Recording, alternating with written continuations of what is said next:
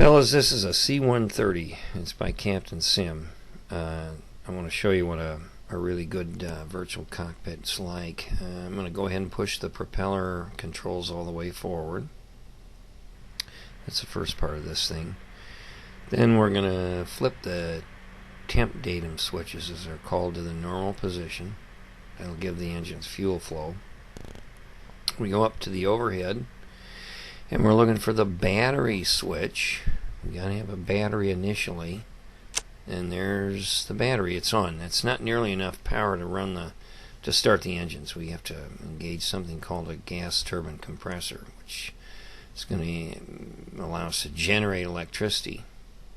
So we'll flip that on, and it's starting to fire up. While we're doing that, we'll just kind of stare into space. No, not really. We really don't stare into space. We can, because we got to allow the compressor to get up to speed. Isn't that pretty? This is Lost Creek.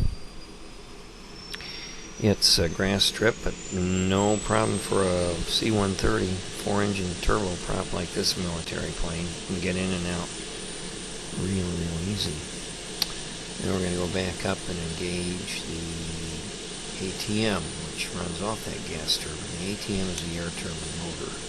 You got to find the switch somewhere down here again. Boy, it's dark. I can't even see anything. But we're going to change that soon. We'll be able to turn on the lights pretty soon. That's not the switch. Hey, there's the switch right there. Ooh, we got electricity now. Alright, so we're good to go at this point. Okay, now we can turn on some lights in the cabin now that we got some power being generated. And at my age, I need all the light I can get because I can't see a frickin' thing otherwise.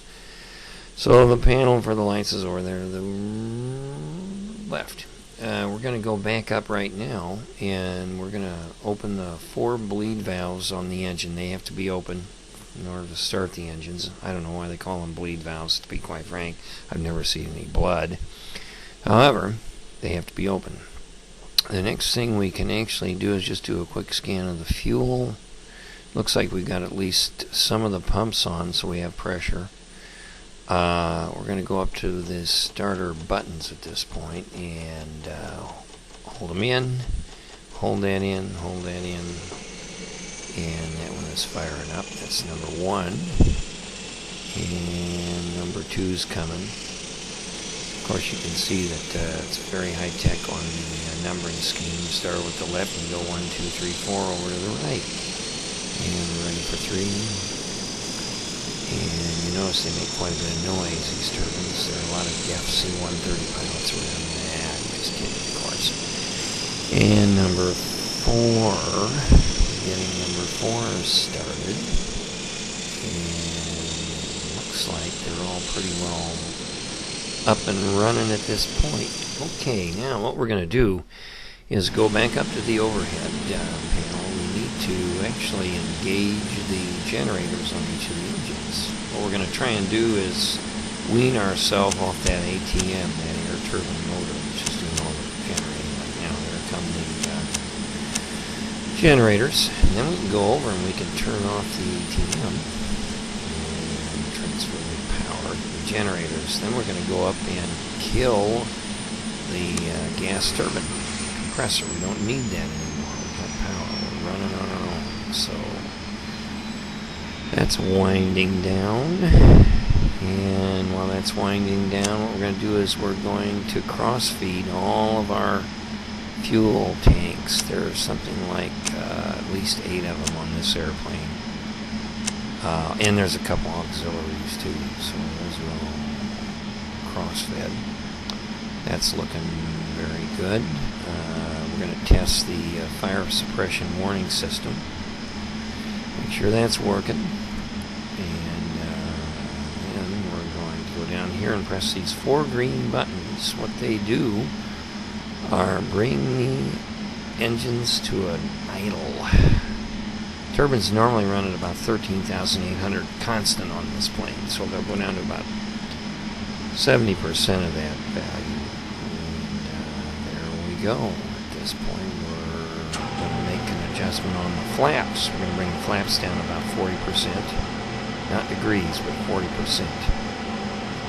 Alright, preparation for takeoff. So there you go on that part of it. Okay, we're going to actuate something called TCAS. That's a traffic collision avoidance system. We'll first of all turn on the display to make sure that's working. And it is. TCAS system test okay.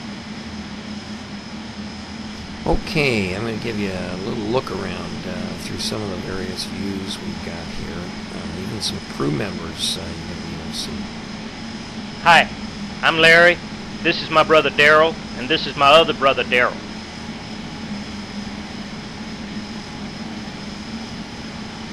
Did you guys enjoy that? Here's looking through one of the rear compartments. And both sides, all that good stuff. Kind of fun, huh?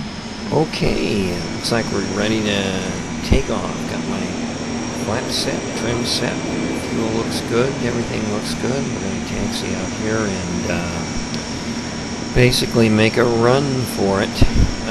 We're going to go down the runway and rotate or race nose at about 120. You can actually get off slower than this, but it's amazing what this airplane can do.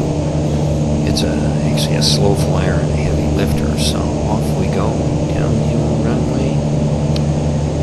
And we'll come back on the control yoke and raise the gear once we've established the climb.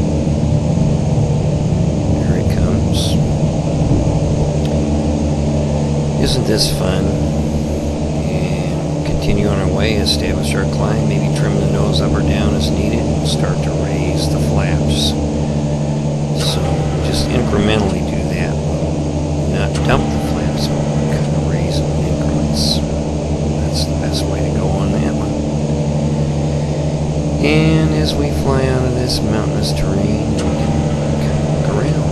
It's pretty cool out here.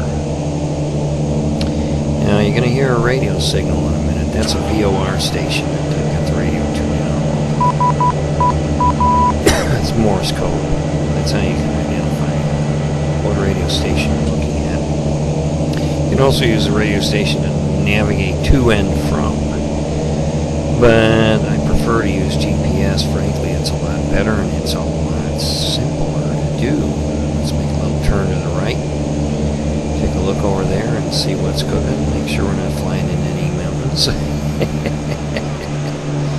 And we're not. So we'll be on our merry way. Here comes our little radio signal. I'll see you guys later. Larry, Daryl, and Daryl.